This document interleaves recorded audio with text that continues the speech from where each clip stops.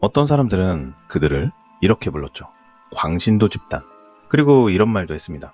쟤들 아직도 저러고 있어? 근데 참 이상하죠. 사람들의 조롱에도 그들은 오히려 더 결집했고 급기야는 돈을 모으기 시작했는데요.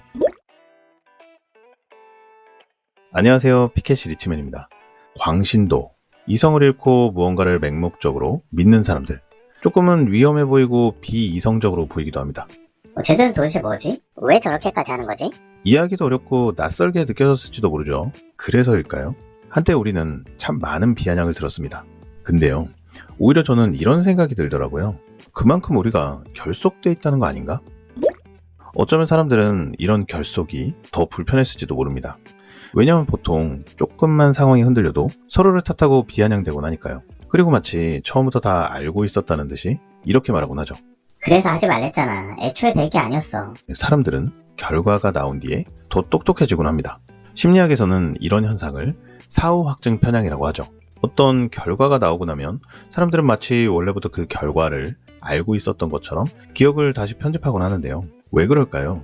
사람의 뇌는 자기가 틀렸다는 사실을 굉장히 불편해하기 때문이죠. 그래서 기억을 재구성합니다. 시장에서도 똑같은 일들이 벌어지죠. 예를 들어 누군가가 이렇게 말합니다. 저거 위험한 거 아니야? 탈출은 지능손이다. 이런 시그널이 퍼지기 시작하면 그 순간부터 사람들의 머릿속에는 아직 확정되지도 않은 결론이 사실처럼 자리 잡죠. 그리고 다음 행동은 아주 단순해집니다.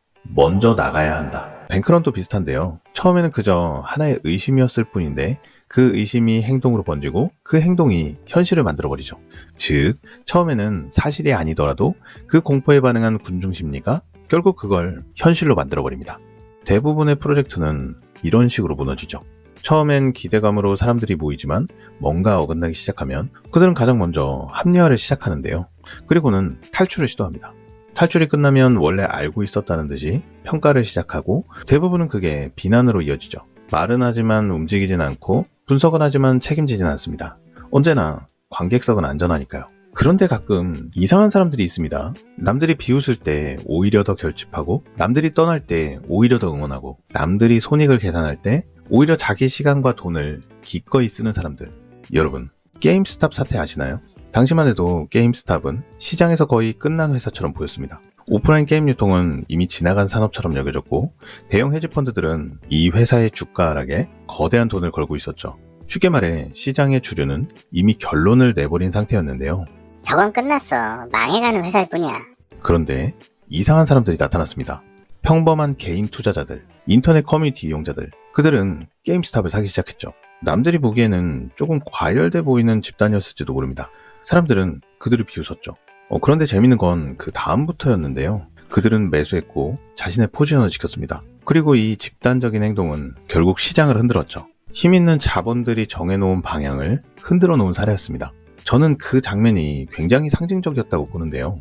시장은 논리대로 움직일 것 같지만 실제로는 서사와 믿음 그리고 집단의 행동이 가격과 현실을 바꿔버리기도 하는 거죠. 게임스탑처럼요.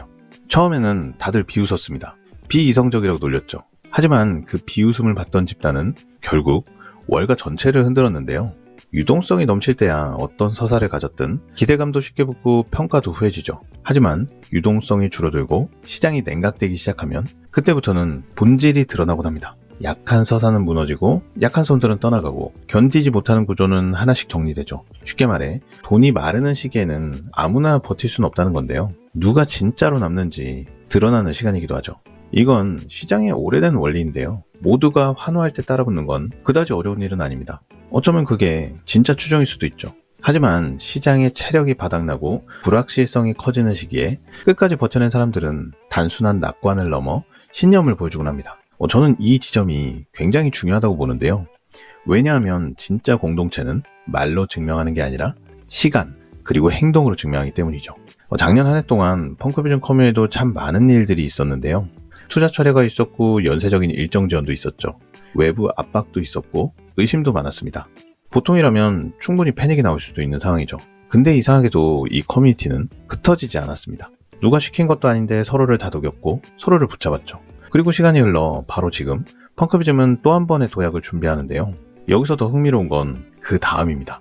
홀더들은 누가 시킨 것도 아닌데 자발적으로 돈을 모았고 버스 광고까지 진행을 했는데요. 저는 이 장면이 굉장히 상징적으로 보입니다. 왜냐하면 이건 단순한 응원이라기보다는 이 커뮤니티의 서사를 외부에 직접 드러내는 군중의 행동이었기 때문이죠.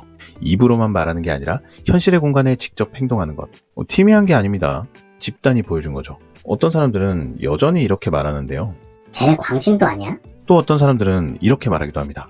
제2의 도지가 될 수도 있겠다. 앞으로 어떻게 될지는 누구도 알 수 없는데요. 하지만 분명한 건 누가 시킨 것도 아닌데 사람들은 스스로 돈을 모았고 시간을 쓰고 함께 움직였다는 거죠. 이건 절대 흔한 현상이 아닙니다. 세상은 늘 조금 이상해 보이는 사람들을 비웃곤 하는데요. 하지만 그들이 움직이면 그 움직임은 점점 현실에 영향을 주곤 합니다. 그리고 저는 바로 이 지점에서 지금의 펑크비즘 커뮤를 다시 보게 되는 거죠. 말이 아니라 행동, 기대가 아니라 참여, 구경이 아니라 움직이는 선택을 했습니다. 우리가 정말 광신도일까요? 대부분의 사람들은 결과가 나온 뒤에야 이야기를 시작하죠. 그리고 성공을 보고 나면 이렇게 말할 겁니다. 아, 나도 살걸. 역사를 보면 이런 장면은 늘 반복되는데요.